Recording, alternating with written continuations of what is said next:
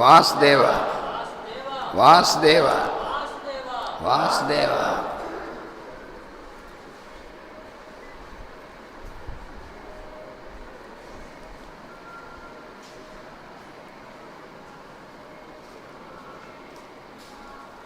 నమస్కారం. ఆపదామపహర్తారం దాతారం సర్వసంపదాం లోకాభిరామం శ్రీరామం భూయో భూయో నమామ్యహం.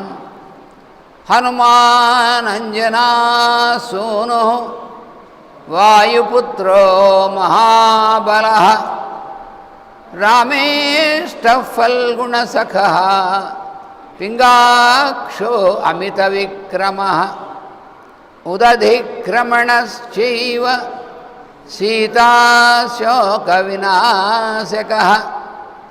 లక్ష్మణప్రాణదాతా చ దశగ్రీవస్య దర్పః.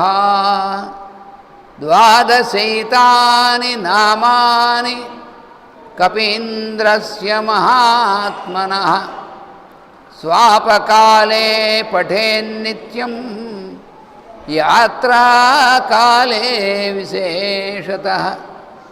తస్య మృత్యుభయం నాస్తి సర్వత్ర విజయీ భవేత్.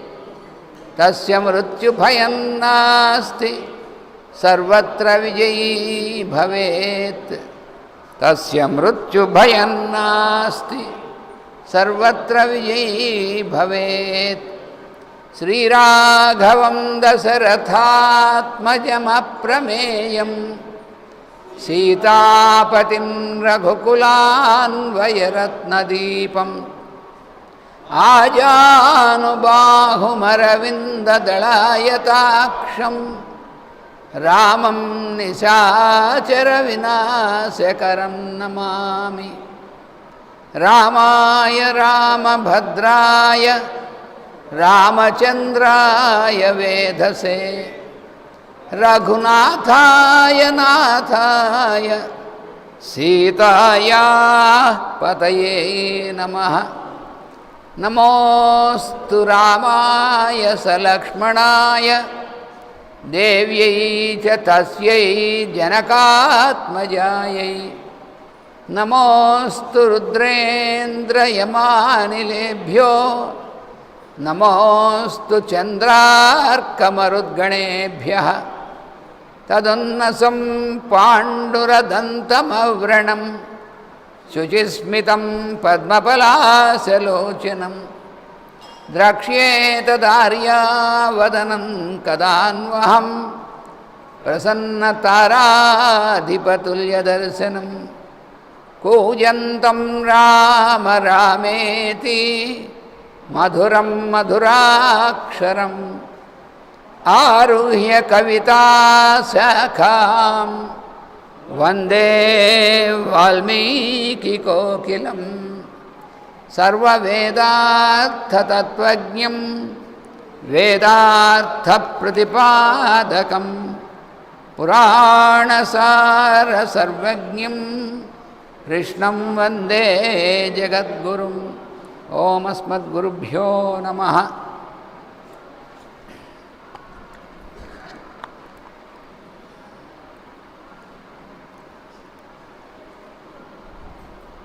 వాల్మీకి మహర్షి ప్రసాదించినటువంటి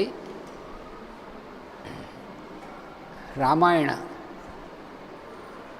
మహాకావ్యం, మహా ఇతిహాసం. అందులో చివరి కాండ అయినటువంటి అయోధ్యకాండ, యుద్ధకాండ, మనం మొదలుకి వెళ్తున్నాం. యుద్ధకాండలో చివరి సర్గ. అందులో మనం చివర ఫలశ్రుతి అనేటువంటిది దశవర్ష సహస్రాణి దశవర్ష శతాని చ భ్రాతృభి సహిత శ్రీమాన్ రామో రాజ్యం అకారయత్. నిన్న మనం చెప్పుకున్నాం. అంటే 11,000 సంవత్సరాలు రాముడు సోదరులతో కలిసి రాజ్యపాలన చేశాడు అని చెప్పి. ధర్మ్యం యశస్యం ఆయుష్యం రాజ్ఞాం చ విజయావహం ఆదికావ్యమిదం చార్షం పురా వాల్మీకినా కృతం. ఈ రామాయణ కావ్యం అనేటువంటిది పురా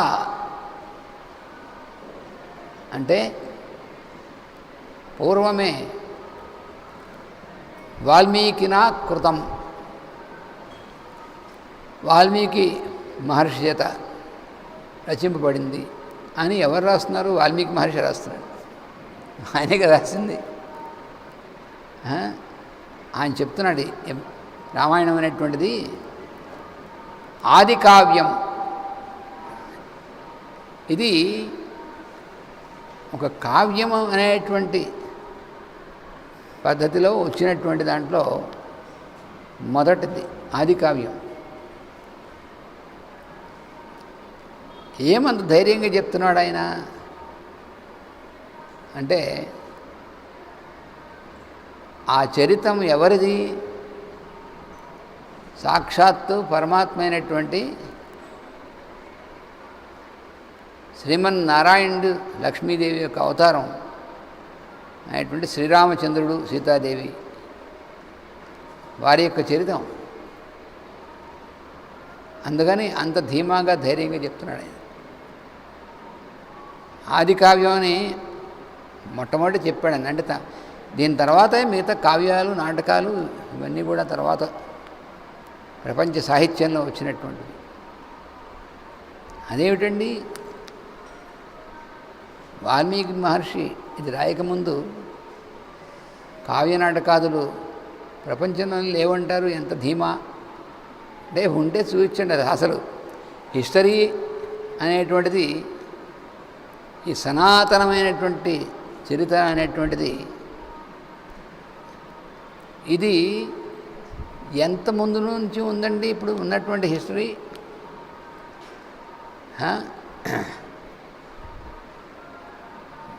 ఎన్ని సంవత్సరాల నుంచి ఉంది మనకి? అంటే ఎన్ని శతాబ్దాల నుంచి ఉంది మనకి? అంతా కలిస్తే మరి దాని ముందు ఇది ఎంత రీసెర్చ్ చేసి ఏం చూసినా సరే ఎప్పటిది రామాయణం? త్రేతాయుగంలో కదా శ్రీరామచంద్రుడు ఆయన పరిపాలించినటువంటిది. ఆయన పరిపాలిస్తున్నటువంటి కాలంలోనే కదా వాల్మీకి మహర్షి కూడా ఆయన అవతరించి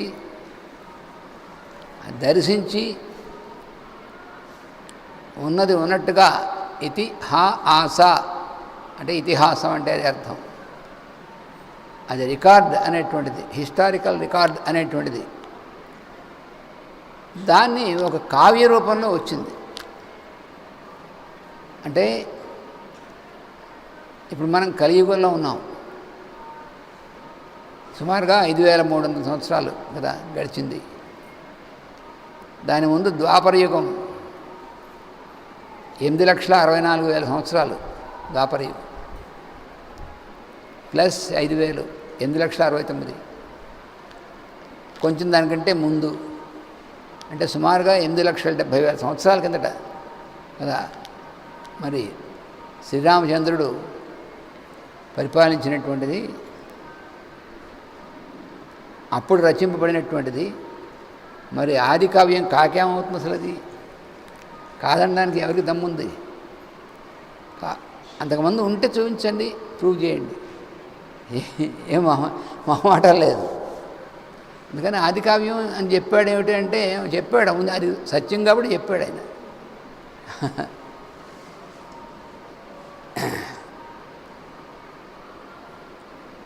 అందువలన ఆది కావ్యం ఇదం చ ఆర్షం అంటే, ఆర్షం అంటే అర్థం ఏమిటి? ఋషి అయినటువంటి వాల్మీకిన కృతం, వాల్మీకి చేత రాయబడింది.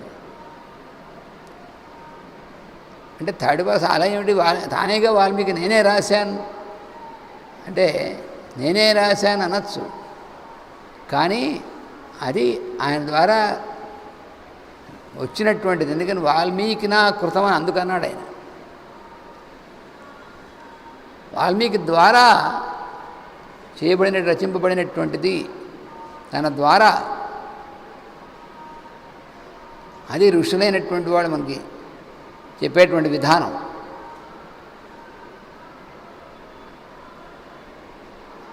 అని చాలామంది ప్రశ్నించారు కూడా, ప్రశ్నిస్తున్నారు. ఏమంటే ఇంకో కాండ ఉండిపోయింది, అప్పుడే అయిపోయిందంటారు ఏమిటని. వాల్మీకి మహర్షి ఇచ్చినటువంటిది 6 కాండలు మాత్రమే. మరి లేకపోతే ఇప్పుడు అన్నీ పూర్తయిపోయి ఫలశ్రుతి అనేటువంటిది ఎందుకు ఇస్తాడు? గ్రంథం పూర్తయిన తర్వాత చివరి ఫలశ్రుతి ఇస్తాడు, కానీ పూర్తి అవ్వకుండా ముందు ఫలశ్రుతి ఇచ్చేసేసి మళ్ళీ ఇంకో టాపిక్ ఏదో మొదలుపెట్టి మళ్ళీ ఇస్తారు. అలా ఉండదు కదా. అదీ కాక ఇది వేదంలాగా ప్రకృతిలో ఉన్నటువంటి వాటి ప్రకారం ఆ పద్ధతిలో రచయింపబడినటువంటిది. అందుకని 6 ఋతువులు అనేటువంటిది, ఆ 6 ఋతువులు అనేటువంటి దాని విధంగా ఇక్కడ 6 కాండలుగా వచ్చినటువంటిది. అందువల్ల మాస్టర్ గారు సుస్పష్టంగా మనకి చెప్పారు, వాల్మీకి మహర్షి ఇచ్చినటువంటివి 6 కాండల యుద్ధకాండంతో వరకే అని. మరి ఉత్తరకాండ కూడా ఉంది అంటే ఉంది, కానీ మనకి ఆధారాలను బట్టి ఉత్తరకాండ అనేటువంటిది వాల్మీకి కృతం కాదు అని చెప్పబడినటువంటి. ఎందుకంటే అందులో ఇచ్చినటువంటి వృత్తాంతాలు అవన్నీ కూడా కొన్ని ఈ రామాయణం దీనికి సంబంధించినటువంటి ఇవి ఎక్కువ కాకుండా అవి కొన్ని ఉన్నాయి. అందుకని ఎలా చూసినప్పటికీ ముఖ్యంగా గ్రంథం పూర్తి చేస్తూ ఇది చదువుకున్న వాళ్ళకి ఇలా ఉంటుంది ఇదని చెప్పి మొత్తం అంతా కూడా ఫలశ్రుతిగా ఇచ్చినటువంటిది దాంతో పూర్తి అవుతుంది. కాబట్టి ఇక్కడ ఇంకోటి కూడా ఉంది. అసలు వాల్మీకి మహర్షి ఆయన అంతకుముందు మరి బోయేవాడు, ఆయన దారిదోపిడీ చేసేవాడు, తలలు పగలగొట్టి, అటువంటి వాడికి ఆయనకి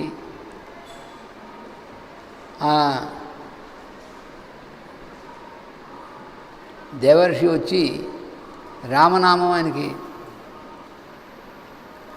మరా మరా అని ఇస్తే ఆయన రామ రామ అని ఆ రామనామం అనేటువంటి దానివల్ల ఆ ఋషిగా మారిపోయాడని ఇవన్నీ కొన్ని కథలు ఉన్నాయి. కానీ అలా ఉంటే ఏం చెప్పుకునేవాడు, ఆయనకేం మొహమాటం ఏం లేదు. నేను ఇంతకుముందు ఇలా చేశాను, నాకు రామ ఇది ఉపదేశింపబడింది, ఆ ఉపదేశింపబడడం వల్ల నేను మళ్ళీ ఇక్కడ మారిపోయానని చెప్పుకోవడానికి ఆయన సిగ్గుపడ్డు, మొహమాటపడ్డు. వ్యాస మహర్షి కానీ వాల్మీకి మహర్షి కానీ నేను మరి ఎక్కడా చెప్పలేదు. ఇప్పటిదాకా మనం ఎక్కడ దొరికింది వచ్చిందా, ఎక్కడ రాలేదు మరి. ఎందుకంటే నారద మహర్షి, వ్యాస మహర్షి వాళ్ళెవరు కూడాను వాళ్ళ సొంత విషయాల్లో కూడా అటువంటిది ఏదున్నా కూడా నిర్మహపడంగా చెప్తారు. అందుకని నారద మహర్షి తన పూర్వజన్మ వృత్తాంతం చెప్పాడు వేదవ్యాస గారు. భాగవతంలో మొదటనే అది ఇవ్వడం జరిగింది. పూర్వకల్పంలో దాసీపుత్రుడుగా జన్మించి అప్పుడు ఆ ఉపదేశం పొంది తర్వాత మళ్ళీ నారాయణుని యొక్క సాక్షాత్కారం పొంది మళ్ళీ అందులో జారిపోయి మళ్ళీ అన్వేషణ చేసి ఆ తర్వాత నారాయణుడు ఈ శరీరంతో మళ్ళీ కుదరదు, నీకు మళ్ళీ దివ్య శరీరం వస్తుంది తర్వాత కల్పంలో అని చెప్పి ఇవన్నీ చేశారు అనేటువంటిది. తాను పొరపాటు పడ్డాడనేటువంటి విషయం తానే చెప్పి తానే రాయించాడు ఆయన నారద మహర్షి. అందుకని వాళ్ళకేం మొహమాటం ఉండదు. అందుకని వాల్మీకి మహర్షి నిజంగా అలాగా దారిదోపిడీలు చేసినటువంటి వాడు అటువంటి వాడైతే నేను అప్పుడు అలా ఉండేవాడిని, తర్వాత ఇలా మారిపోయాను రాస్తాడని మొహమాటం ఎక్కడ రాయలేదని.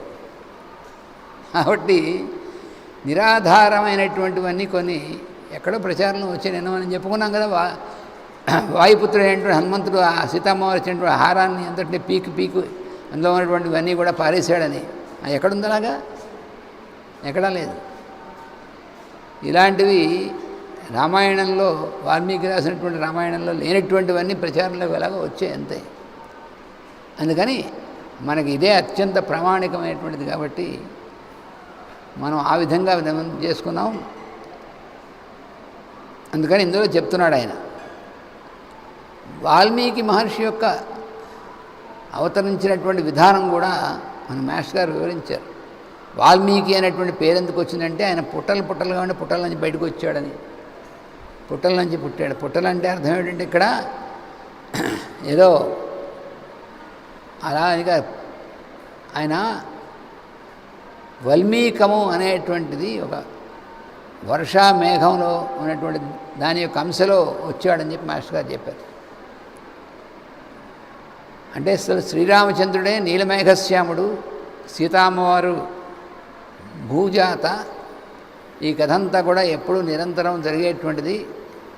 ఆ వర్షం, మేఘం వర్షించడం, దానివల్ల భూమి సస్యశ్యామలం దాంట్లోంచి మళ్ళీ రావడం అనేటువంటిది దాని కథే ఎప్పుడు జరుగుతూ ఉంటుంది. అదే అందుకని సీతారాములు అనే కథ నిత్యం ఉంటుందని రామాయణ గాథ.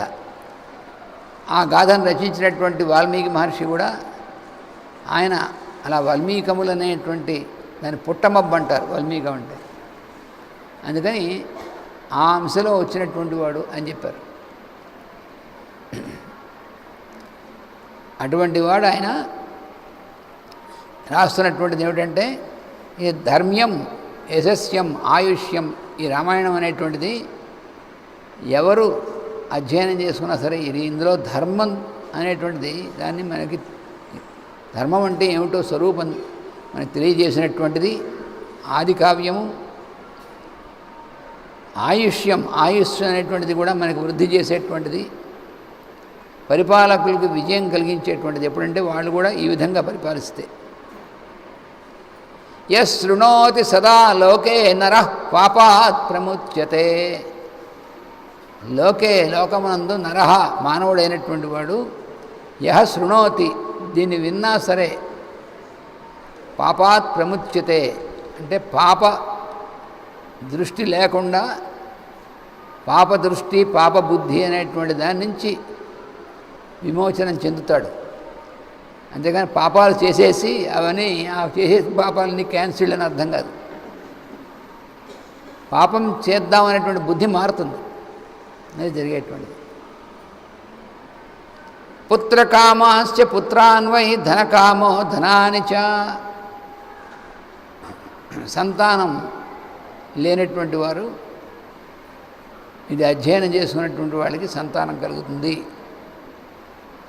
అలాగే మనకి నిర్ధనులైనటువంటి వారు ధనము అంటే జీవించడానికి కావాల్సినటువంటిది, అవసరమైనటువంటిది అది తప్పకుండా ఉంటుంది. జీవనానికి ఏం ఇబ్బంది ఉండదు. రామాయణం చదువుకున్న వాళ్ళకి జీవనానికి ఇబ్బంది ఉండదు అనేటువంటి విశ్వాసం, దృఢమైనటువంటి విశ్వాసం భారతదేశంలో కంటే ఉక్రెయిన్ దేశంలో ఒక అతను చూశాను, ఇద్దరు కూడా చెప్పాను. మీకు చాలామందికి గుర్తుండే ఉంటుంది. నేను ఉక్రెయిన్ మొదట వెళ్ళొచ్చినప్పుడు అక్కడ చూసినటువంటి విశేషాల్లో అద్భుతమైనటువంటి విశేషం. ఇవాళ మనం కళ్యాణం చేసుకున్నాం. ఈ సీతారాముల కళ్యాణ గాథ అనేటువంటిది ఉక్రెయిన్ భాషలో చాలా చక్కగా మంచి కావ్యం, మంచి పాడుకునేటువంటి పాటగా రచించాడు అతను. మాకు మేము రైల్లో ప్రయాణం చేస్తుంటే ఒక రాత్రి మర్నాడు మధ్యాహ్నం దాకా ఆ మర్నాడు తాను రాసినటువంటి పాటల్ని సీడీగా చేసి చిన్న పుస్తకాలుగా కూడా రామాయణ కథలు, భాగవత కథలు లాంటి పుస్తకాలు కింద రాసి అవి అమ్ముకుంటూ రైల్లో మేము ప్రయాణం చేసేటువంటి బోగీలోకి వచ్చి నన్ను చూసి, మీరు భారతదేశం నుంచి వచ్చారా అని చెప్పి అడిగి, అవును అని చెప్తే అక్కడే సాష్టాంగ నమస్కారం చేసి మీతో కాసేపు గడపాలి, పర్వాలేదా అంటే కూర్చోమన్నా. అప్పుడు నేను కొన్ని పాటలు రాశాను, పాడతాను, వింటారా అన్నాడు. పాడు. అప్పుడు మేము ప్రేయర్ అదంతా అయిపోయిన పొద్దున పాడాడు, రాగయుక్తంగా పాడాడు. పాడిన తర్వాత చాలా బాగుంది నాయన, కానీ ఏమిటో నువ్వు పాడిన విషయం ఏమిటో తెలియాలంటే నువ్వు దానికి నీ భాష నాకు రాదు కాబట్టి అదేమిటో చెప్తావా అంటే సీతారాముల కళ్యాణం అండి అన్నాడు. సీతారాముల కళ్యాణ గాథని నేను మా భాషలో పాటగా మంచి పాటగా రాశాను, మా కవితలో. అదే సీడీలు, అదే పుస్తకం కింద ఇలాంటివి కొన్ని రామాయణం, భారతం, భాగవతం రాసి నువ్వేం చేస్తూ ఉంటావు నాయన అన్నాను. ఈ సీడీలు, ఈ పుస్తకాలు ఈ రైళ్లలో వాటిలో అమ్ముకుంటూ ఉంటానండి, అది తిరిగి ఇవన్నీ వినిపిస్తూ ఉంటా, అమ్ముకుంటూ ఉంటాను. నీకు కుటుంబం ఉందా? నా ఉందండి, నేను పెళ్లి చేసుకున్నాను, నా భార్య, 2 పిల్లలు ఉన్నారు. మరి నువ్వేం చేస్తావు కుటుంబ పోషణ? ఏం చేసుకోవడం అండి? రాముడి యొక్క అనుగ్రహం వల్ల ఇలాగా నేను బతుకుతున్నాను, నాకేం ఇబ్బంది లేదు, దీంతోనే నా కుటుంబం గడుస్తున్నాడు. అలాంటి వాడు భారతదేశంలో ఒక్కడైనా ఉన్నాడు అనిపించింది నాకు.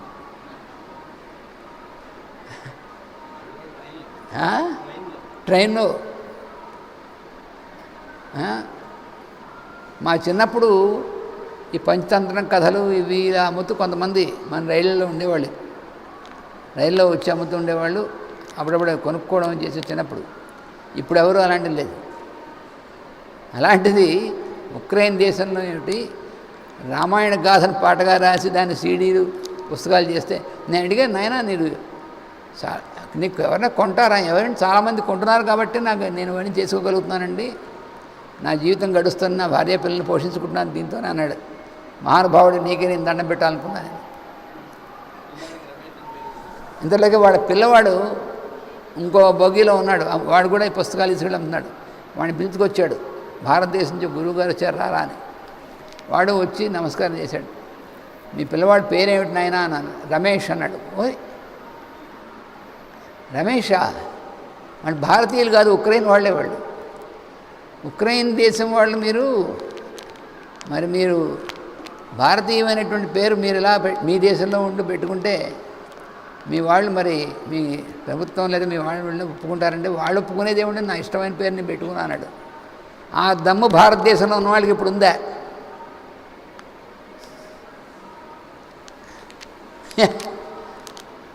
మన పిల్లవాడికి ఇక్కడ దేవుళ్ళ పేర్లు పెడితే ఏమనుకుంటారో అని చెప్పి ఏవో రకరకాల పేర్లు, ఈ దేవుడి పేర్లు కాదేమో అనుకున్నట్టుగా పెట్టుకునేటువంటివి ఇలాంటివి చేస్తున్నాం కదా. అలాంటిది వాడు చక్కగా వాడు నమ్మినటువంటి దాన్ని ధైర్యంగా రమేష్ అని పెట్టుకున్నాడు. వాడు ఊరికే మామూలుగా ఒక నిక్ నేమ్ పెట్టుకోలే, రిజిస్టర్డ్ నేమ్ అది. వాళ్ళు ఆ నేమ్ రిజిస్టర్ చేసుకోవడానికి వాళ్ళు గవర్నమెంట్ ఒప్పుకున్నారు. పాపం వాడు సెక్యులర్ కాదు కాబట్టి ఒప్పుకున్నారు.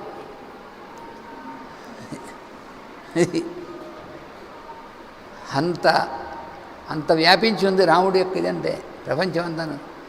భారతదేశం ఒకటే కాదు, మనం మగాళ్ళం, మనం ఏదో మనగాళ్ళం అనుకుంటాం. మనమే కాదు, మనగాళ్ళం అందరూ. చాలా భారత రామాయణాలు, భాగవతం అనేటువంటిది ప్రపంచవ్యాప్తంగా ఉందనడానికి ఏమీ సందేహం లేదు. అందుకనే మాస్టర్ గారు అన్నారు, భారతదేశంలో ఇవన్నీ లోపించిపోయినా మళ్ళీ అక్కడి నుంచి వస్తాయని చెప్పారు. మనకు అటు నుంచి వస్తే చాలా ఇంపార్టెంట్ కదా మనకి, అందుకని అటు నుంచే వస్తాయి మళ్ళీ. నువ్వు అలా ఉంటుంది. అందుకని రాఘవేణ యథా మాతా సుమిత్రా లక్ష్మణేన చ భరతేన చ కైకేయీ జీవపుత్రాస్తథా స్త్రియః భవిష్యంతి సదానందా పుత్రపౌత్ర సమన్వితాః. యథా అంటే ఏ విధంగా అయితే రాఘవేణ రాముడి వలన అంటే రఘువంశీయులైనటువంటి రాముడు ఆయన తమ్ముళ్ళు వాళ్ళ వలన యథా మాతా సుమిత్ర లక్ష్మణేన చ రాముడి వల్ల కౌసల్య, లక్ష్మణుడి వల్ల సుమిత్ర, భరతేన కైకేయి భరతశత్రుఘ్నుల వల్ల కైకేయి, జీవపుత్రాహ అంటే తమ సంతానం చక్కగా దీర్ఘాయువుతో జీవించి ఉన్నటువంటి వాళ్ళు అన్నమాట. వీళ్ళు ఎలా అయితే వాళ్ళు ఉన్నారో అలాగే అందరూ స్త్రీలు కూడా భవిష్యంతి, వాళ్ళందరూ కూడా సంతానం పుట్టినటువంటి వాళ్ళు చక్కగా పైకి వచ్చి దీర్ఘాయుష్మంతులై ఆరోగ్యవంతులుగా ఉండేటువంటి సంతానం ఉంటారు ఈ చదువుకున్నటువంటి వాళ్ళకి అని చెప్పి ఫలశ్రుతి చెప్తున్నాడు. సదానందా, ఎప్పుడూ ఆనందంగా ఉంటారు. పుత్ర పౌత్ర సమన్వితా, సంతానం పుత్రులు పుత్రికలు మనవళ్ళు మనవరాళ్ళు ఇలా అందరితోనూ హాయిగా ఉంటారు, ఏమీ ఇబ్బంది లేకుండా. శ్రుత్వా రామాయణమిదం దీర్ఘమాయుశ్చ విందతి, ఈ రామాయణం వినడం వల్ల దీర్ఘాయువు అనేటువంటిది కూడా కలుగుతుంది. రామస్య విజయం క్షేమం సర్వం అక్లిష్టకర్మణ, ఎందుకంటే ఇది రాముని యొక్క విజయగాథ అయినటువంటిది. ఎటువంటి వాడైనా అక్లిష్టకర్మణ, మళ్ళీ చెప్పాడు, క్లేశము లేనటువంటి విధంగా పనిచేసేటువంటి వాడు అటువంటి రాముని యొక్క విజయంతో కూడినటువంటి గాథ ఇది. శృణోతి య ఇదం కావ్యం పురా వాల్మీకినా కృతం,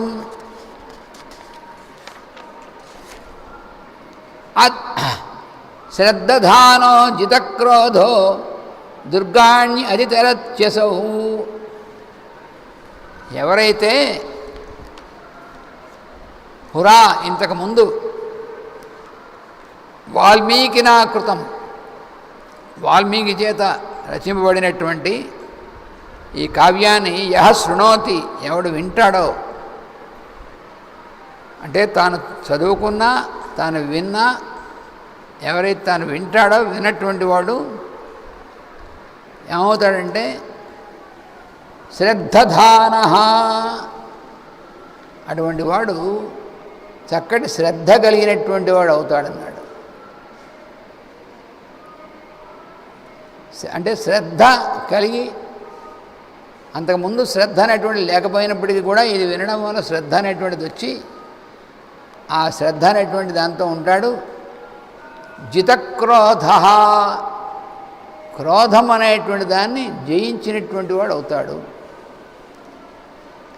రాముణ్ణి సీతని ఆమె స్మరిస్తే క్రోధాన్ని జయించాలి అంటే ఎవరికి అనుకుంటే పోదు, క్రోధం మనలో జయింపబడాలి. క్రోధం అనేటువంటిది మన శత్రువు, మన లోపల ఇంటర్నల్ ఎనిమీ అన్నమాట. మనకి శత్రువులు అనేటువంటి వాళ్ళు ఎక్కడున్నారు అంటే బయట లేరు, లోపలే ఉంటారు అని మాస్టర్ గారు మనం రోజు ప్రేయర్స్ అండ్ మెడిటేషన్స్ అని చిన్న పుస్తకం పొద్దున ప్రార్థనగా చదువుకుంటున్నాం చూసారా, అందులో మాస్టర్ గారు ఏమి ఇచ్చారంటే enemies are inside and persons are outside అన్నారు. నువ్వు వ్యక్తులు చూసి వాడు శత్రువులు అనుకుంటున్నావు చూసావా, శత్రువులు నీలో ఉన్నారు, ఆ వ్యక్తులు బయట ఉన్నారు. ఆ వ్యక్తులు నీ లోపల ఎట్టాకొస్తారు, రారు కదా, లోపల దూరిపోరు కదా నీలో. నువ్వు ఎవరినైతే శత్రువులు అంటున్నావో ఆ శత్రువులు అనేబడేటువంటి వ్యక్తులు బయటను ఉంటారు, ఆ శత్రువు అనేటువంటిది నీ లోపలే ఉంటాడు. అందుకని ఆ శత్రువు అన్నిటికంటే పెద్దది కోపం అన్నమాట. దాన్నే హ్యానుమన్ గారు సోరా లక్షణంగా చెప్పారు. ఆ క్రోధంని జయించడం అనేటువంటి, అందుకనే జితక్రోధ అని రాముడు గురించి చెప్పాడు వాల్మీకి మహర్షి. అందుకని క్రోధాన్ని జయించినటువంటి వాడు అవుతాడు. శ్రద్ధతో రామాయణం అనేటువంటిది అధ్యయనం చేసుకున్నా విన్నా కూడా దానివల్ల ఏమవుతుంది, ఎప్పుడైతే క్రోధం జయింపబడుతుందో దుర్గాణి అతితరతి, దుర్గములంటే ఇక్కడ కష్టమైనటువంటివి, మన జీవితంలో కష్టాలంటాను చూసారా, వాటిని తరిస్తాడు, దాటుతాడు. ఎందుకంటే మన కష్టాలు ప్రాబ్లమ్స్ అనేటువంటివి మనం తెచ్చుకున్నవే కానీ వాటంతరే వచ్చినటువంటి కావు. అందుకని అవి రాకుండా ఉండాలి, వాటిని అధిగమించాలంటే క్రోధాన్ని జయించాలి. క్రోధాన్ని జయించడం అనేటువంటి దానికి చక్కటి మార్గం ఏంటంటే శ్రీమద్ రామాయణం, వాల్మీకి మహర్షి యొక్క రామాయణం వింటూ ఉంటే రోజు క్రమక్రమంగా మనలో ఆ క్రోధం అనేటువంటిది అవన్నీ కూడా లక్షణాలు ఉపశమిస్తాయి. అంటే మంచి ఔషధం అన్నమాట ఇది. సోరా అనేటువంటి దాన్ని దాటడానికి సర్వోత్తమమైనటువంటి ఔషధం వాల్మీకి రామాయణం. సమాగమ్య ప్రవాసాంతే రమంతే సహ బాంధవైః శృణ్వంతి య ఇదం కావ్యం పురా వాల్మీకినా కృతం తే ప్రార్థితాన్ వరాన్ సర్వాన్ ప్రాప్నువంతి రాఘవాత్. ఎవళ్ళైతే విదేశంలో ఉండి అక్కడి నుంచి మళ్ళీ తిరిగి సుఖంగా ఇంటికి వచ్చి బంధువులు మొదలైనటువంటి వాళ్ళతో ఆనందంగా ఉంటారు, వెళ్ళినటువంటి వాళ్ళు ఏ ఇబ్బందులు పడకుండా ఈ కావ్యం విని, అదేమిటండి ఈ కావ్యం విని రామాయణం వింటే విదేశం నుంచి మళ్ళీ వచ్చి సుఖంగా ఉంటారంటారు, వినకపోతే వాళ్ళందరూ సుఖంగా లేరా అనిపిస్తుంది. ఇలాంటి ప్రశ్నలు వస్తాయి మనకి. ఏమిటి వాల్మీకి గారు అలా చెప్తాడు? ఇప్పుడు ఎంతమంది విదేశాల్లో ఎక్కువ మంది ఉన్నారు, స్వదేశంలో కంటే విదేశంలోనే ఎక్కువ ఉన్నారు మన భారతీయులు. పాపం ప్రవాసం, అప్పుడు అంతకుముందు ప్రవాసానికి పంపించబడ్డాడు రామచంద్రుడు. పాపం ఇప్పుడు వీళ్ళందరూ కూడా ప్రవాసం సొంతంగా వాళ్ళందరూ వాళ్ళే ప్రవాసానికి వెళ్ళారు.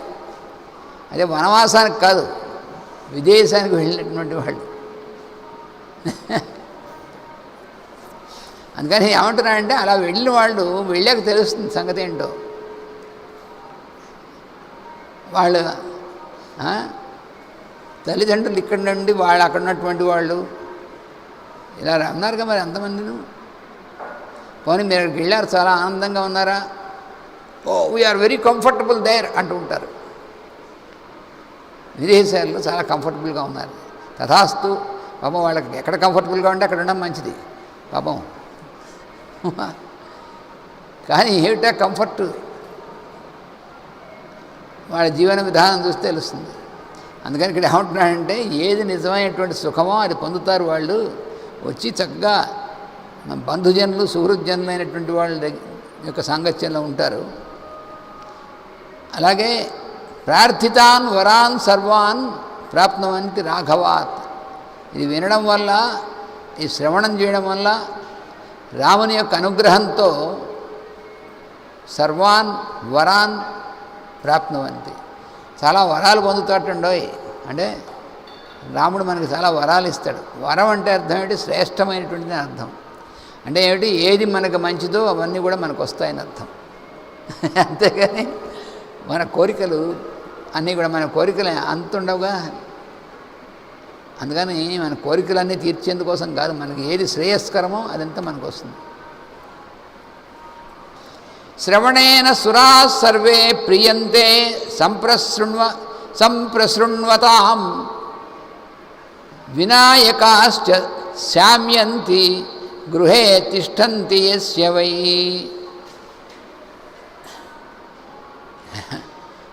ఏమిటంటే ఈ శ్రవణం చేస్తే, వాల్మీకి యొక్క ఈ రామాయణాన్ని శ్రవణం చేస్తే, అదే ఇది దేవతలందరూ కూడా ప్రియంతే, సురా సర్వే ప్రియంతే, దేవతలందరూ కూడా ప్రీతి చెందుతారటండి. అంటే ఏమిటంటే అర్థం, మన జీవితంలో ఉన్నటువంటి ఎఫ్లిక్షన్స్ అనేటువంటివి అంటారే, విఘ్నములు అనేటువంటివి, ఇవన్నీ కూడా శామ్యంతి, శాంతిస్తాయి. వినాయకాశ్చ శామ్యంతి. వినాయక అంటే ఇక్కడ అర్థం వినాయకుడు అని అర్థం కాదు. విఘ్నములు అనేటువంటివి ఏవైతే ఉంటాయో అవి శామ్యంతి, శాంతిస్తాయి. విజయేత మహీం రాజా ప్రవాసీ స్వస్తిమాన్ భవేత్. రాజు అయినటువంటి వాడు, పరిపాలకులైనటువంటి వాడు, భూమిని పరిపాలించేటువంటి వాడు విజయమును పొందుతాడు ఈ భూమండలం మీద. ప్రవాసి అయినటువంటి వాడు అంటే వేరే దేశంలో ఉన్నటువంటి వాడు కూడా వాడికి ప్రమాదం అనేటువంటి లేకుండా సుఖంగా ఉండేటువంటిది ఉంటాడు. ఇది వింటుంటే ఇది వినేటువంటి వాళ్ళు. స్త్రియో రజస్వలా శ్రుత్వా పుత్రాన్ సూయురనుత్తమాన్. స్త్రీలైనటువంటి వారు రజస్వలాహ. రజస్వలాహ అంటే ఎటువంటి మెన్స్ట్రువల్ ప్రాబ్లమ్స్ అనేటువంటివి లేకుండా, అంటే జనన సంబంధించినటువంటివి ఏం లేకుండా ఉంటే దానివల్ల ఏమి ఉపయోగం అంటే మంచి సంతానాన్ని పొందుతారు. పుత్రాన్ సూయు, సంతానాన్ని పొందుతారు. అనుత్తమాన్, మంచి ఉత్తమమైనటువంటి వాడు. పూజయన్శ్చ పఠన్శ్చేనం ఇతిహాసం పురాతనం సర్వపాపై ప్రముచ్యేత దీర్ఘమాయురవాప్నుయాత్. పూజయంశ్చ, ఈ ఇతిహాసం అనేటువంటిది ఉందే, ఇతిహాసం పురాతనం. పురాతనం అంటే పురా అంటే చాలా ముందుగా ఇవ్వబడినటువంటిది, అన్నిటికంటే ముందున్నటువంటిది అని. అది పురాతనం అంటే. దీన్ని పఠంశ్చ ఏనం, ఏనం అంటే దీన్ని చదివి వాళ్ళందరూ అటువంటి వాళ్ళు సర్వపాపై ప్రముచ్యతే. ఇక్కడ పఠశ్చ పూజయంశ్చ, దీన్ని చదవడం అనేటువంటిది ఒకటేను, దీని యందు పూజ్యభావం కలిగినటువంటిది వాళ్ళు. రామాయణం యందు పూజ్యభావం కలిగి ఉండి దీన్ని పఠనం చేసుకుంటూ శ్రవణం చేసుకుంటూ ఉన్నటువంటి వాళ్ళు సర్వపాపై ప్రముచ్యేత అమాప్నుయాత్. దీర్ఘం ఆయు, లాంగ్ స్పాన్ ఆఫ్ లైఫ్ సరే అది పొందుతారు.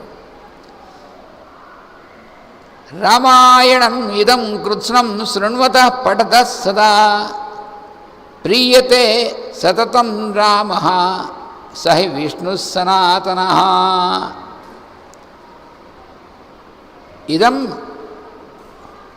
కృత్స్నం రామాయణం. ఈ రామాయణం అనేటువంటిది పూర్తిగా సంపూర్ణంగా శృణ్వతః పఠతః సదా. సదా అంటే ఎల్లప్పుడూ వింటూ చదువుతూ ఉన్నటువంటి వాళ్ళకి, అటువంటి వాళ్ళు వాళ్ళ యందు సతతం అంటే ఎల్లప్పుడూ రామః ప్రీయతే, రాముడు ప్రీతి కలిగి ఉంటాడు అన్నారు. ఎందుకనంటే సహ విష్ణు సనాతన, ఆయన ఎవరో కాదు విష్ణువే, సనాతనుడైనటువంటి వాడు. అటువంటి విష్ణువు యొక్క అవతారమైనటువంటి రాముడు ఆయన ప్రసన్నుడవుతాడు. ప్రియతే అంటే ప్రసన్నుడవుతాడు. ఎవరైతే రోజు సదా అంటే ఎప్పుడు కూడా పఠత చదువుకుంటున్నటువంటి వాళ్ళు, శృణ్వత వింటున్నటువంటి వాళ్ళు. అంటే మనం రోజు సత్సంగం అనేటువంటిది చేసుకుంటున్నాం కదా, చదువుతున్నటువంటి వాళ్ళకి వింటున్నటువంటి వాళ్ళకి అందరికీ కూడా అందరి యందు కూడా ప్రసన్నత కలుగుతుంది. రాముడు ప్రసన్నుడవుతాడు అన్నారు. రాముడు ప్రసన్నుడవుతే మనకి అంటే ఏమిటి, మనకు చక్కగా పుష్కలత్వం అనేటువంటిది కలుగుతుంది. ఏ విధమైనటువంటి ఇబ్బంది అనేటువంటి మనస్సుకి ఇబ్బందులు ఎక్కడ ఉంటాయి, మనస్సుకు ఉంటాయి. ఆ మనస్సు అనేటువంటి దాన్ని అది కనుక ప్రసన్నం ఎలా ఉంటుంది, ప్రసన్నంగా అంటే ఆయన మన ఎందుకు ప్రసన్నుడవుతే ఆయన ప్రసన్నంగానే ఉంటుంది మనకి.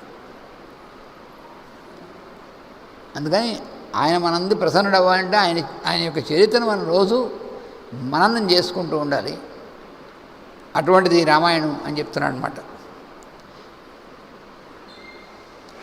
ఆదిదేవో మహాబాహుర్ హరిర్నారాయణ ప్రభు సాక్షాత్ రామో రఘుశ్రేష్ఠ శేషో లక్ష్మణ ఉచ్యతే. రాముడు ఆదిదేవ, ఆదిపురుషుడైనటువంటి వాడు. మహాబాహుర్ హరి నారాయణ, హరి నారాయణుడు అనే చెప్పబడేటువంటి వాడు ఆయన. మహాబాహు అయినటువంటి వాడు అంటే అంతా వ్యాపించి ఉన్నటువంటి వాడు ఆయనే.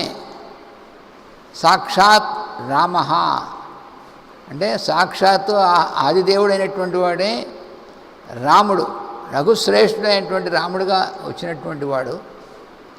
శేషో లక్ష్మణ ఉచ్యతే, శేషుడు ఆదిశేషుడు లక్ష్మణుడుగా వచ్చినటువంటి వాడు. అందుకని వాళ్ళని సంబంధించినటువంటి గాథ కాబట్టిది అంత పవిత్రమైనటువంటిది, శుభప్రదమైనటువంటిది అని చెప్తున్నాడు. ఏవమేతత్ పురావృత్తం ఆఖ్యానం భద్రమస్తు వః ప్రవ్యాహరత విశ్రద్ధం బలం విష్ణో ప్రవర్ధతాం. ఈ బలం విష్ణో ప్రవర్ధతాం అనేటువంటిది ఇక్కడిదన్నమాట. ఈ శ్రీమద్ రామాయణంలో ఉన్నటువంటి ఈ చివరి సర్గలో ఉన్నటువంటి 122వ శ్లోకం అన్నమాట అది. అందులో చివరి భాగం విష్ణో బలం విష్ణో ప్రవర్ధతాం అంటే ఇది మంచి మంత్రం అది. ఏవం ఏతత్ పురావృత్తం, ఏతత్ అంటే ఇది ఈ రామాయణం, ఏవం అంటే ఈ విధంగా, పురావృత్తం పూర్వమే ఇలా కూర్పు చేయబడినటువంటిది. ఏంటి మాటిమాటికి పురాకృతం అంటాడు ఆయన, అప్పుడేగా రాసింది, అంతకు పూర్వమే నుంచి ఉందంటాడు ఏమిటైనా అని మనకు అనుమానం వస్తుంది. అంటే మనం ఎప్పుడు చదువుకున్నా ఇన్ని లక్షల సంవత్సరాలతో కూడా ఇప్పుడు చదువుకుంటున్నాం. ఇది ఎప్పుడు రాయబడింది? ఇంతకు ముందే రాయబడిన దాన్నే ఇప్పుడు మనం, అంటే ఈ గాథ అనేటువంటిది అంతకు ముందే చెప్పబడినటువంటిది, ఎప్పుడూ జరుగుతుండేటువంటి గాథ అని దాంట్లో ఉన్నటువంటిది. అంటే ఎవర్ ప్రజెంట్ అయినటువంటిది. రామాయణం ఎప్పుడో అయిపోయినటువంటిదే కాదు, ఎప్పుడు నిరంతరం జరుగుతున్నటువంటిదే అని చెప్పారు మాస్టర్ గారు. మనకి అనేకమైనటువంటి సామ్యంతో చెప్పారు. అన్ని లెవెల్స్లోనూ కూడా, అన్ని స్థాయిల్లోనూ రామాయణం గాథ అనేటువంటిది నిత్యము జరుగుతూ ఉంటుంది మనకి. అది ఎప్పుడో అయిపోయినటువంటిదే కాదు. అందుకనే రామాయణం ఎప్పటిదాకా ఉంటుందంటే, ఈ సూర్యచంద్రులు ఎప్పటిదాకా ఉంటారు, ఈ భూమి ఎప్పటిదాకా ఉంటుంది, ఈ పర్వతాలు ఎప్పటిదాకా ఉంటాయి, నదులు ఎప్పటిదాకా ఉంటాయి, ఆ ప్రశ్న వేసుకో, అవి ఎప్పటిదాకా ఉంటాయి, ఇది ఎప్పటిదాకా ఉంటుందన్నాడు మొదట చెప్పాడు. అందుకని ప్రవ్యాహరత, ఇది ఎప్పుడు కూడా చక్కగా విశ్వాసంతో మనం కనుక చదువుకున్నట్లయితే ఈ వృత్తాన్ని భద్రమస్తు వః, మీకెప్పుడు క్షేమం కలుగుతుంది. ఎందుకంటే ఇందులో విష్ణు అయినటువంటి ఆయన ఉంది కదా, అందుకని దానివల్ల బలం విష్ణు ప్రవర్ధతాం, విష్ణు బలం వృద్ధి పొందుకాక అంటే ఏమిటి? మనలో అందరిలోనూ వ్యాపించి అంతర్యామిగా ఉన్నటువంటి పురుషుడుగా ఉన్నటువంటి విష్ణువు, ఆయన్ని మనం శ్రద్ధతో ఆయన్ని ఎందు కనుక మనం ఉపాసన చేస్తే, ఉపాసన అంటే రామాయణం చదువుకోవడమే ఉపాసన. ఉపాసన అంటే అర్థం ఏంటి? ఉపాసన అంటే దగ్గరగా ఉండటం. మనలో అంతర్యామిగా పురుషుడైనటువంటి ఆయనే ఆ రాముడు కాబట్టి ఆ గాథని మనం వింటూ చదువుకుంటూ ఉంటే ఆయన దగ్గరగా, ఇంకా దగ్గరగా ఉండడం అనేటువంటి జరుగుతుంది. దానివల్ల ఏమవుతుందంటే ఆ విష్ణువు వ్యాపించి ఉన్నటువంటి ఆయన యొక్క బలం వర్ధతాం, ఆ బలం పెరుగుతుంది. అంటే అప్పుడు మనం, ఆ బలమే మన బలం. ఆ భగవంతుడిది కాంతి మన సొంత బలం అంటూ ఉండదు మనకి ఎవరికైనా సరే. అందుకని బలం విష్ణు ప్రవర్ధతాం, ఆయన బలం పెరుగుతుందంటే అర్థం మనం కూడా, మనలో ఆయనే కదా ఉండేది అంతా కూడా. అందుకని ఆయన బలం వర్ధతాం. ఈ వర్ధతాం అనేటువంటిది వృద్ధి చెందు కాక అని చెప్పి చెప్పాడు. వృద్ధి చెందు కాక అంటే విష్ణు భగవంతుడి యొక్క బలం వృద్ధి చెందు కాక అనడం ఏమిటి అని మనకు అనిపిస్తుంది. అంటే ఇది విధి లింగం అంటారు, విధిలింగం అంటారు. అలా జరుగ్గాక అని ఆశిస్సు విధి అంటారు. విధిలింగం లోట్ అని మన వ్యాకరణంలో. అయితే ఎవరిని ఆశీర్దిస్తున్నాడు వృద్ధి చెందుగాక అంటే భగవంతుని ఆశీర్వదించడం కాదు, ఆయన మనలో వృద్ధి చెందుగాక అని అర్థం. ఆయన యొక్క బలమే మనలో పనిచేసేటువంటిది. కాబట్టి ఆయన యందు మనం ఎంతగా నిష్ఠతో ఆయన్ని మేలుకొనుక్కునే ఆయన యందు మేలు కాంచితే మనం అంతగా మనకి ఆ బలం పెరుగుతుందన్నమాట. అది అర్థం. అదేమిటండి అంటే భగవంతుని మనం ఆరాధన చేస్తున్నాం ఎందుకు? ఆ చేయడం అనేటువంటి దానివల్ల మనలోనే ఉన్నాడు కదా ఆయన. అంటే మనలోనే ఉన్నవాడిని మళ్ళీ మనం ఆరాధన చేయడం ఎందుకండి అని ప్రశ్న వేస్తే మాస్టర్ గారు దానికి చమత్కారంగా చెప్పారు. రోజు నువ్వు తల దూకోవడం, అలంకారం చేసుకోవడం ఇవన్నీ చేసుకుంటున్నావు కదా, ఇవన్నీ ఎలా చేసుకుంటున్నావు అంటే ఎదురుగుండా అద్దం పెట్టుకుని చేసుకుంటున్నావు. ఇవి నీకు చేసుకుంటున్నావా అద్దాన్ని చేస్తున్నావా అని అడిగారు. నీ తల దూకుంటున్నావా అద్దాన్ని వాడి తల దూకుతున్నావా ఎదురుగుండా? కానీ అయితే కొంతమంది అనుకుంటారు ఏమంటే దేవుడికి సుప్రభాతం ఏమిటి అంటే మనం వెళ్ళి లేపితే కానీ లేవడా ఆయన? దేవుడి పవళింపు ఏమిటి? మనం ఆయన పడుకోబెడితే పడుకుంటాడా? ఆయన పడుకుంటే మనం ఉంటామా? ఆయన నిజంగా కళ్ళు మూస్తే లోకాలే ఉండవు. ఆయన మళ్ళీ కళ్ళు తెరిచినప్పుడే లోకాలు ఉంటాయి. అలాంటిది ఆయన నిద్రపోవడం ఏమిటి? ఆయన మనం మేలుకొల్పడం ఏమిటి? అంటే మనం మేలుకొల్పడం అంటే మనం ఆయన ఎందు మేలుకొలడం అన్నమాట అర్థం. అందుకని ఈ ఎగ్జాంపుల్ చెప్పారన్నమాట. అద్దంలో చూసి నీ మొహమ్మే బొట్టు పెట్టుకుంటావు కానీ అద్దాన్ని బొట్టు పెట్టావు కదా నువ్వు అన్నారు. అలాంటి ఎగ్జాంపుల్ చెబుతాను కానీ మనకి ఇలాంటి సత్య ప్రశ్నలు పోవు ఆయన. అందుకనే ఆయన మనకి ఎలాంటి ఎగ్జాంపుల్స్ ఇస్తారు. దేవాశ్చ సర్వే తుష్యంతి గ్రహణాత్ శ్రవణాత్ తథా రామాయణస్య శ్రవణే తృప్యంతి పితరః సదా. రామాయణం అనేటువంటిది గ్రహణాత్ శ్రవణాత్, రామాయణాన్ని వినడం వల్ల దాన్ని మనలోకి స్వీకరించడం వల్ల ఏమవుతుందంటే సర్వే దేవాః తుష్యంతి, దేవతలందరూ సంతోషిస్తారు. ఇదేమిటండి అంటే మనలో పనిచేసేటువంటి వాళ్ళు అందరూ దేవతలే. అదే మనకేం తెలియదు, మనకు తెలియక్కలే. మన తెలిసేదాకా వాళ్ళు వెయిట్ చేస్తే ఇంక వాళ్ళేం పనిచేస్తారు? వాళ్ళు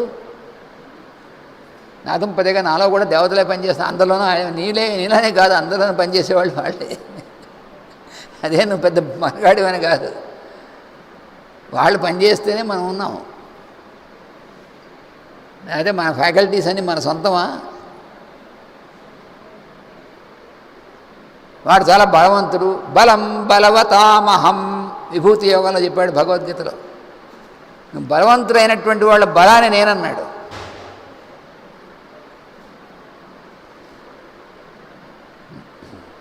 పదో అధ్యాయం విభూతి యోగం ఉందే, అది చదువుకుంటే దాంట్లో తెలుస్తుంది మనకి. బలం బలవతామహం. అలాగా ఇవన్నీ కూడా ఈ ఫ్యాకల్టీస్ అన్నీ కూడా అంతర్యామి పురుషుడైనటువంటి భగవంతుడు. అంటే నీ సొంతం కావు, మనవి కావు ఇవన్నీ. నీ శరీరమే మంది కాదు. అదేమిటండి మన శరీరం మనకి? అయ్యి బాబోయ్, మన శరీరం మంది కాదంటారేమిటండి? నువ్వు సంపాదించిందా? ఈ డబ్బు నాదంటే నువ్వు సంపాదించవు, మరి ఏం చేసావు? అది చేసి ఇది చేసాను. కానీ ఈ శరీరం నాదంటే నువ్వు సంపాదించిందా? శరీరం నువ్వు కష్టపడి సంపాదించావా? ఈ శరీరాన్ని నీకు ఇవ్వబడిందా? నువ్వు సంపాదించిందా?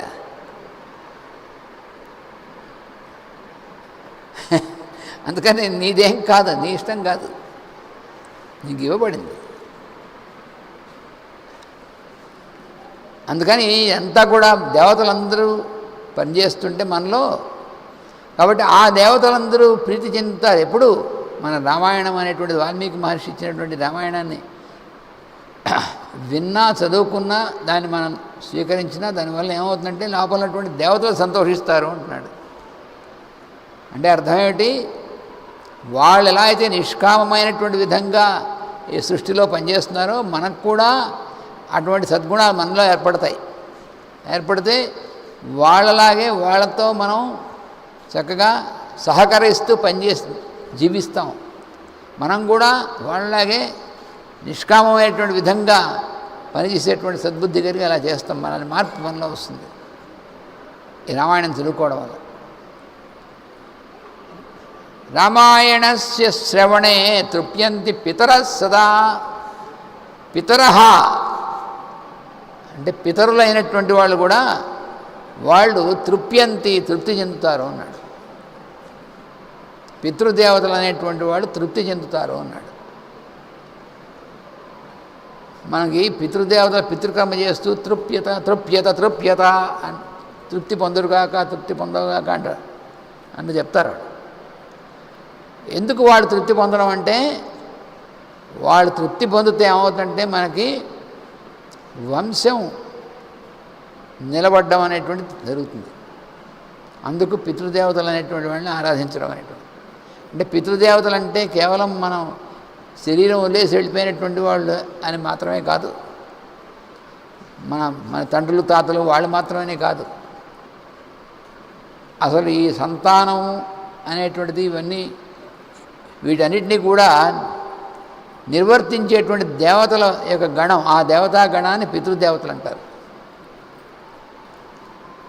వాళ్ళు చంద్రుడి ద్వారా పనిచేస్తారన్నమాట. అంటే మనకి శరీరం ఏర్పడడానికి కారణమైనటువంటి వాళ్ళు ఆ దేవతల్ని పితృదేవతలు అంటారు.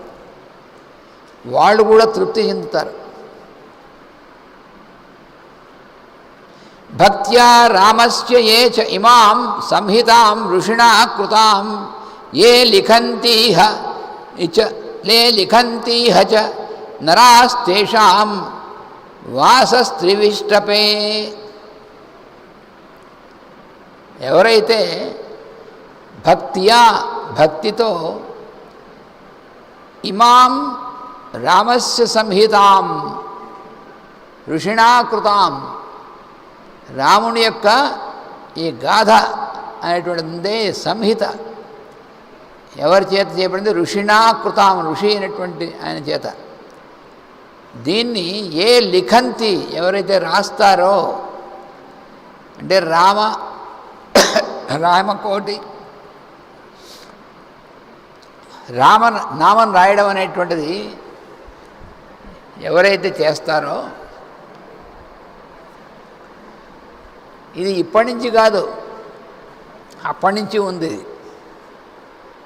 ఇది వీళ్ళ మధ్యలో ఎవరో కనిపెట్టారని కాదు, సాక్షాత్తు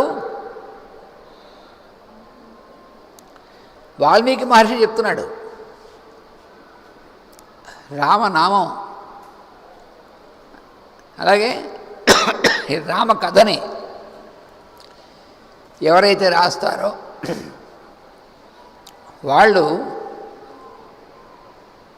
వాళ్ళ వాసం అంటే వాళ్ళ నివాసం అనేటువంటిది త్రివిష్టపే అంటే సువర్గం అంటే దేవలోకం అనేటువంటిది, అటువంటి లోకంలో నివాసం అనేటువంటిది ఏర్పడుతుంది అని చెప్తున్నాడు.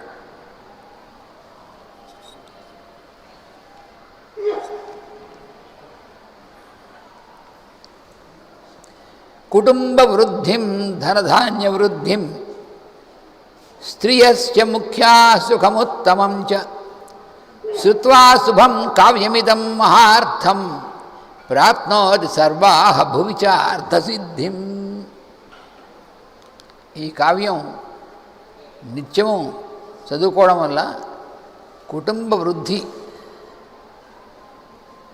కుటుంబం అనేటువంటిది వృద్ధి చెందుతుందంటే అర్థం సంతానం లేని వాళ్ళు సంతానం కలగడమే కాకుండా అభివృద్ధి అనేటువంటిది కలుగుతుంది చక్కగా. ధనధాన్య వృద్ధిం, సంపద వృద్ధి చెందుతుంది, ధాన్యం మొదలైనటువంటి సంపద అంతా కూడా వృద్ధి చెందుతుంది. స్త్రియశ్చ ముఖ్యాః, అందరూ కూడా స్త్రీలందరూ కూడా వాళ్ళు చక్కగా ప్రాముఖ్యం అనేటువంటి వాళ్ళు చక్కటి స్థితిలో ఉంటారు. సుఖం ఉత్తమం చ, ఉత్తమమైనటువంటి విధంగా సుఖం అనేటువంటిది అన్ని కలిగి ఉంటారు. శ్రుత్వా శుభం కావ్యమిదం మహార్థం, ఈ కావ్యాన్ని చక్కగా విని ప్రాప్నోతి సర్వాం భువి చ అర్ధసిద్ధిం. భువి అంటే ఈ భూమి యందు అంటే ఈ భౌతికమైనటువంటి స్థితిలో ఉన్నటువంటి వాళ్ళు ఇది రోజు వినడం అనేటువంటిది శృత్వ అంటే విని దానివల్ల అటువంటి వాడు ప్రాప్నోతి పొందుతాడు. ఏమిటంటే సర్వాం భూమిచ అర్ధసిద్ధిం. భూమి మీద ఎక్కడున్నా కూడా అర్థం అంటే దాని ప్రయోజనం. అర్థం అంటే కేవలం కరెన్సీ అని అర్థం కాదు. అర్థం అంటే అర్థవంతమైనటువంటిది, purpose, fulfilment of the purpose అని అర్థం. అర్ధసిద్ధి అంటే పర్పస్ విల్ బి ఫుల్ఫిల్డ్ అంటారు చూసారా, అదనమాట. ఆయుష్యం ఆరోగ్యకరం యశస్యం సౌభ్రాతృకం వృద్ధికరం శుభం చ శ్రోతవ్యమే తన్నియమేన సిద్ధి ఆఖ్యానమోజస్కరం వృద్ధికామై. ఆయుష్యం, చక్కటి ఆయుష్ అనేటువంటిది ఆరోగ్యం. ఆయుష్ ఆరోగ్యం మన ముఖ్యమైనటువంటివి ఏమిటంటే మంచి ఆరోగ్యం, అది ఆయుష్. ఈ రెండు కూడా మనం ముఖ్యంగా ఉండాలి. ఎందుకంటే ఇవి లేకపోతే మిగతావన్నీ ఉండి ఏం ఉపయోగం? ఆయుష్ ఆరోగ్యం లేకపోతే. అందుకని ఆ రెండు కూడా ఇచ్చేటువంటిది అటువంటిది ఇది. తర్వాత యశస్యం, యశస్సు కీర్తి కూడా. అంటే కీర్తి అంటే ఏమిటి? మనకి ప్రామినెన్స్ అని అర్థం కాదు, గ్లోరీ అన్నమాట. గ్లోరియస్, గ్లోరీ అనేటువంటిది అంటే చక్కగా 10 మందికి మనము ఉపయోగకరమైనటువంటి విధంగా జీవించగలగడం అనేటువంటిది అటువంటిది వస్తుందండి కీర్తి అంటే. అంతేగాని ఊరికి ఫేము అది కీర్తి అనేటువంటి దాని మాటగా అర్థం సరిగ్గా చెప్పుకోవడం జరగదు. మామూలుగా కీర్తి అంటే వాళ్ళందరూ 10 మంది మన గురించి బాగా అది కాదు కీర్తి అంటే. సౌభ్రాతృకం, సౌభ్రాతృకం అంటే అందరితోనూ కూడా మంచి రిలేషన్షిప్. అంటే అన్నదమ్ములు అయినటువంటి వాళ్ళలాగే అందరూ కూడా ఒక తల్లిదండ్రులకు పుట్టినటువంటి వాళ్ళ విధంగా సౌభ్రాతృకం అనేటువంటిది అది చక్కటి రిలేషన్షిప్ అన్నమాట, గుడ్ రిలేషన్షిప్. సౌభ్రాతృకం బుద్ధికరం అంటే మన బుద్ధి చక్కగా ఉపయోగించుకోవడం అనేటువంటిది జరుగుతుంది ఈ రామాయణం అనేటువంటిది మనం వినడం చదువుకోవడం చేత. శుభం చ, అందుకని శ్రోతవ్యమేతద్ నియమేన సద్భి. ఇది ఎప్పుడు కూడా సద్భి అంటే మంచి చక్కగా సత్పురుషులైనటువంటి వాళ్ళ చేత నియమేన శ్రోతవ్యం. అంటే నియమేన అంటే అర్థం ఏంటి? రెగ్యులర్గా నిత్యం వినవలెను అని అర్థం. అది వింటుంటే అప్పుడు ఏమవుతుందంటే ఆఖ్యానం ఓజస్కరం వృద్ధికామై. ఓజస్సు అనేటువంటిది పెరుగుతుంది. అటువంటి ఈ ఆఖ్యానం ఈ విధంగా చెప్పబడినటువంటి కావ్యం అనేటువంటిది. అందుకని ఇన్ని పరమ ప్రయోజనాలతో కూడినటువంటిది ఈ రామాయణం. అటువంటి రామాయణాన్ని ఇచ్చినటువంటి మహానుభావుడు వాల్మీకి మహర్షి, ఆయన మనకి ఈ ఫలశ్రుతి రూపంలో మనం చక్కగా చాలామంది మనందరం కలిసి ఈ సత్సంగ కార్యక్రమం, సత్సంగం అనేటువంటిది నిత్యం రామాయణ శ్రవణం అనేటువంటి సత్సంగం అనేటువంటి మనం చేసుకుంటూ ఉంటే ఆ వాల్మీకి మహర్షి యొక్క ఆశీస్సులతో అందరికీ ఆరోగ్యం, అందరికీ కూడా సద్బుద్ధి, అందరికీ మంచి జీవనం అనేటువంటిది ఇవన్నీ కూడా కలగాలి అని చెప్పి ఆయన మనకు ఆశీర్వదిస్తున్నాడు ఆయన ఆ రూపంలో. అది రామానుగ్రహం అనేటువంటిది, సీతారాముల యొక్క అనుగ్రహం అనేటువంటిది మనకి ఈ కావ్యం ద్వారా మనకు అందేటువంటిది. అందువలన ఇదంతా కూడా మన గురుదేవులైనటువంటి ఆయన యొక్క అనుగ్రహంతో మనకి ఆ సంకల్పం కలిగింది. అయితే మనకు ఆ సంకల్పం ఎలా కలుగుతుంది? రోజు రామాయణం చెప్పుకుందాం అనేటువంటి సంకల్పం మనందరం మనకు కలిగినటువంటిది కాదు, అక్కడి నుంచి వచ్చినటువంటిది. గురువు యొక్క అనుగ్రహం లేనిదే రాదు. అందుకని మనందరికీ కూడా మాస్టర్ గారి యొక్క అనుగ్రహంతో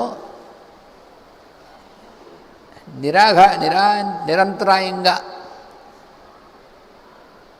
ఇంచుమించు దగ్గరగా ఇప్పుడు మనం అంటే 11 నెలలు ఇంచుమించు అయింది, దాటింది, సంవత్సరం దాకా దగ్గరలోకి వస్తున్నాం అన్నమాట.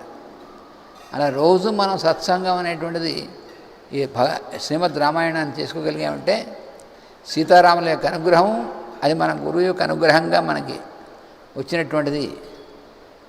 అది శ్రీరామనవమి నాడు మనం ప్రారంభించుకున్నాం. ఇవాళ ఈ పుణ్యమైనటువంటి క్షేత్రంలో రామ సన్నిధిలో మనం ఈ ఫలశ్రుతితో సహా సంపన్నమైనటువంటిది మనం. అందుకని ఇవాళ మనం సీతారామ కళ్యాణం, సామ్రాజ్య పట్టాభిషేకం అనేటువంటిది కూడా మనం చక్కగా అందులో పాల్గొని ఆ ఆనందాన్ని పొందామన్నమాట. ఇది ఎప్పుడు మనకు కొనసాగుతుంది, అది అయిపోవడం ఏం లేదు. చాలామంది సత్సంగం అయిపోతుంది, సత్సంగం ఎప్పుడు అయిపోవడం అంటూ ఉండదు, అది కొనసాగుతూ ఉంటుంది. అందుకని మనకి సంప్రదాయం ఏమిటంటే అది అంతటితో అయిపోయిందని కాకుండా మళ్ళీ ప్రారంభం అనేటువంటిది ఒక శ్లోకం, మొదటి శ్లోకం, 2 శ్లోకాలు మనం చదువుకుంటే అది కంటిన్యూయేషన్ కింద వస్తుంది. కానీ రామాయణం బాలకాండలో మొదటి సర్గ అయినటువంటిది, దానిలో మొదటి 1-2 శ్లోకాలు ఒకసారి నేను అంటాను, మీరు కూడా అనండి. తపస్వాధ్యాయ నిరతం తపస్వీ వాగ్విదాంవరం నారదం పరిపప్రచ్ఛ వాల్మీకిర్మునిపుంగవం. మళ్ళీ ఇంకోసారి తపస్వాధ్యాయ నిరతం తపస్వీ వాగ్విదాంవరం నారదం పరిపప్రచ్ఛ వాల్మీకిర్మునిపుంగవం. కోన్వస్మిన్ సాంప్రదం లోకే గుణవాన్ కశ్చ వీర్యవాన్ ధర్మజ్ఞశ్చ కృతజ్ఞశ్చ